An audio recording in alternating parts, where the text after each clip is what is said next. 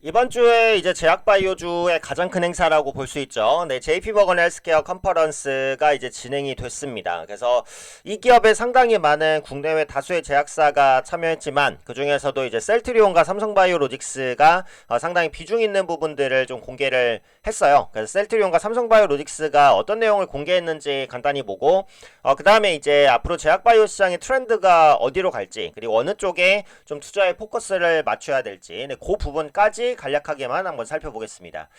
자, 일단 그 셀트리온이 이제 그 JP모건 헬스케어 컨퍼런스에서 언급한 내용인데 글로벌 투자자를 대상으로 신약 파이프라인의 구체적인 개발 로드맵을 처음 공개했습니다.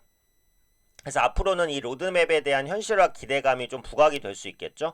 그 중에서는 ADC, 요즘에 많이 나오는 단어죠. 항체약물 접합체입니다. 그리고 다중항체 신약 개발에 집중해서 2028년까지, 그러니까 3년 내로 13개 신약 후보 물질 임상시험 계획을 제출하겠다라는 목표를 세우고 있다라는 부분이고요.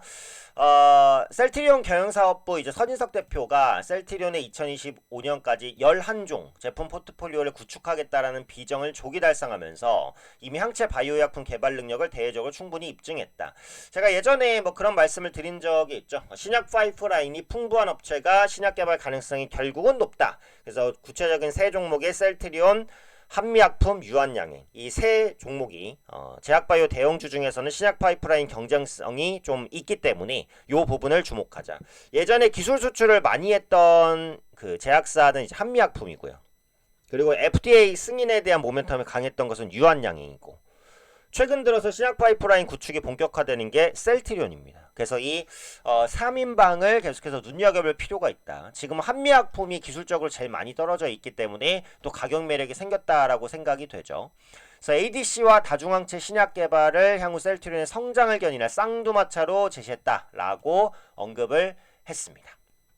그래서 치료제 관련된 이제 파이프라인 제대로 어떻게 육성할지에 대한 그런 데이터들을 이제 공개를 했고 실제로 예고했던 내용들이 대부분 나왔다라고 보시면 될 것 같아요. 또 현재 셀트리온이 정상 조직 세포와 암세포 간 차이가 확실한 세포 독성 연구 결과를 통해서 종양 표적 외 독성 개선을 입증한 다중항체 항압 신약도 개발하고 있다라고 밝혔습니다. IND 계획이 상당히 많이 공개가 됐기 때문에 실제로 이 부분에서의 성과 뭐 지켜봐야겠지만 꾸준하게 진행될 가능성이 높다라고 보고요. 셀트리온 말씀드릴 때 항상 언급드리는 게 뭐죠? 네, 주주환원의 가장 적극적인 제약바이오사다. 자사주 매입, 자사주 소각 그리고 배당까지도 관심을 가지는 제약바이오사기 때문에 주주환원 정책에 대한 기대감도 꾸준하게 부각될 수 있을 것이다. 셀트리온은 어쨌든 바이오시밀러 업체인데 바이오시밀러가 기존의 오리지널 의약품을 좀 싸게 공급할 수 있죠. 많게는 한 60% 가격, 적게는 8, 90% 가격에 공급할 수 있는 게 바이오시밀러입니다. 그래서 많은 환자들이 합리적 가격으로 바이오 의약품을 이용할 수 있도록 바이오시밀러는 물론 다양한 신약 개발을 꾸준히 추진할 계획이다. 포트폴리오를 확대하겠다. 추가적으로 현재 삼성바이오로직스가 잘하고 있는 CDMO 부분도 적극적으로 공략하겠다라는 부분을 셀트리온이 이번 JP모건 헬스케어 컨퍼런스에서 밝혔습니다. 셀트리온이 JP모건 헬스케어 컨퍼런스 기간에 딱히 움직임이 있었던 것은 아니었지만 여기서 밝힌 비전이 충분히 현실성이 있는 것들이라고 생각을 하기 때문에 이 부분은 장기적으로 셀트리온의 주가에 충분히 도움이 될 내용이다라고 생각이 돼요. 자, 삼성바이오로직스는 역시 ADC 시장에 대한 그 강조를 했습니다. 이것도 이전에 이제 그 제가 한번 정리를 해드렸던 내용이에요. 항체약물 접합체 부분에 있어서의 투자를 꾸준하게 하겠다라고 했고요. CDMO 서비스도 계속해서 최고 수준을 유지하겠다. 얼마 전에 또 대규모의 공급 계약이 나왔습니다. 그래서 작년에 수주가 역대 최대치를 삼성바이오로직스가 달성했는데 올해 그 최대 수주치를 아마 깰 가능성이 높지 않나 이렇게 생각을 합니다. 왜냐하면 최근에 나왔던 수주 이슈가 워낙에 또 대형 이슈였기 때문에 이런 대형 딜이 한 두세 개만 나와주면 작년 수주치를 그냥 뛰어넘거든요. 그래서 올해도 계속해서 이런 부분들이 있을 것 같고 바이오 업계의 그 TSMC라고 말씀드렸죠. 삼성바이오로직스가 그렇게 생각하시면 이제 가장 좋습니다. TSMC가 이제 실적 발표했는데도 좋은 실적이 나오기도 했고요. 그거랑 상관없지만 어쨌든 삼성바이오로직스의 CDMO 경쟁력은 계속해서 부각된다. 실적 부분에 있어서는 가장 빠르게 그리고 가시성이 높은 업체가 삼성바이오로직스입니다.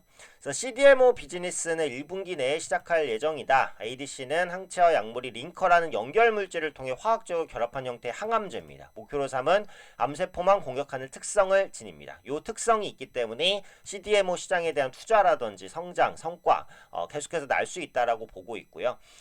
보시면은 이제 기존 항암제 시장이 계속해서 ADC로 넘어가고 있는 상황이라는 거예요. 그래서 ADC 관련주를 계속 주목하실 필요는 있어요. 이런 관련주들이 현재 이제 중소형주 내에서 숨어 있는지도 한번 찾아보시면 되고 5년 후에 지금보다 시장이 몇 배나 크게 성장할 것이기에 주목된다라고 밝혔습니다. 특히 이제 ADC 전용 생산 시설에 대한 부분도 있죠. ADC 생산 시설만을 위해 구축된 건물로 500리터 이제 접합 반응기를 포함한 2개 생산 라인 그리고 1개 정제 라인을 갖췄다라는 겁니다. 세포주 개발부터 ADC 원료 의약품 생산까지 1년 내에 마칠 수 있는 원스톱 서비스를 제공할 수 있다라고 하면서 CDMO와 ADC 두 가지 부분에 대해서 강조했습니다. 기존에 예상이 됐던 부분이에요. 그래서 삼성바이오로직스도 역시 예상됐던 부분에 언급을 했다. 역시 뭐 기간 내에 크게 움직였다라고 말씀드리긴 조금 어렵지만 사실 제약바이오의 이제 그 흐름을 보면 JP모건 헬스케어 컨퍼런스 기간이 요때였잖아요. JP모건 헬스케어 컨퍼런스가 있기 전에 요 기대감이 이달 초에 일정 부분 선반영이 됐기 때문에 JP모건 헬스케어 컨퍼런스 기간에서는 약간 눌림이 있었다. 이렇게 보셔도 뭐 크게 문제는 없지 않을까 싶습니다.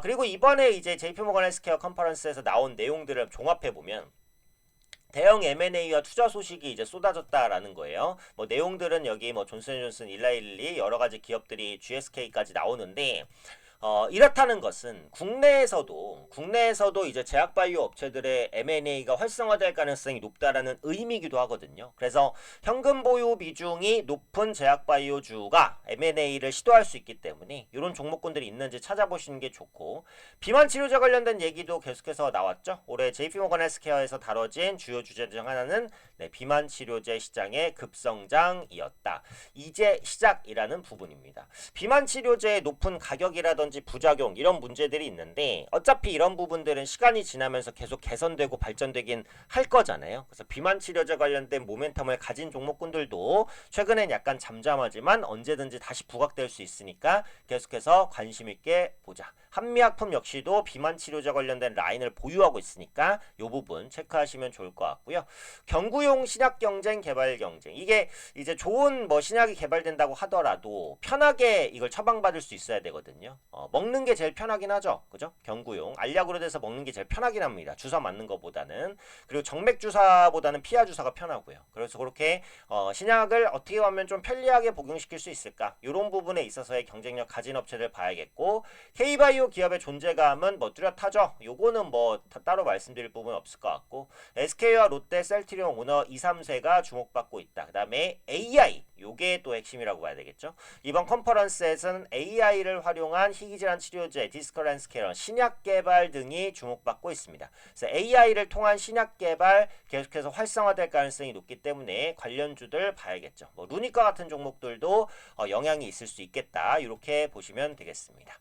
자, 관점에서 이제 셀트리온 주가와 이제 삼성바이오로직스 주가 간단히 한번 보면 헬스케어 컨퍼런스 이후에 약간 밀리고 있어요. 근데 여기에서 지지 라인이 형성될 수 있는 가격 구간까지는 왔는데 오늘 종가 부근으로 이탈이 되면은 17만 5천 원까지는 한번 밀렸다가 반등이 나올 수 있습니다. 하지만 중장기적인 시각으로 본다면 굳이 매도하고 매수 타이밍을 다시 잡는 것보다는 장기 보유를 하시는 게 맞을 것 같아요. 어차피 차트로 보는 종목은 아니기 때문에 차트는 참고사항으로만 보시면 되겠고 삼성바이오로직스는 이제 좋죠. 뭐 수급도 좋고 최근에 재반등, 대규모 수주 소식 때문에 한번 뛰어들어서 5일 이평선 타고 있는 흐름입니다. 그래서 1차적으로는 110만 원 정도 기록했었던 전고점을 1차 라인으로 보고 여기에 도달했을 때 돌파를 하는지 돌파를 못하는지 요 부분까지 확인하고 좀 후속 대응을 하면 좋을 것 같아요. 그래서 JP모건 헬스케어 컨퍼런스에서 나온 언급과 앞으로 제약바이오의 트렌드를 한번 살펴봤으니까 관련 키워드에 맞는 종목군들 스스로 한번 찾아보시면 또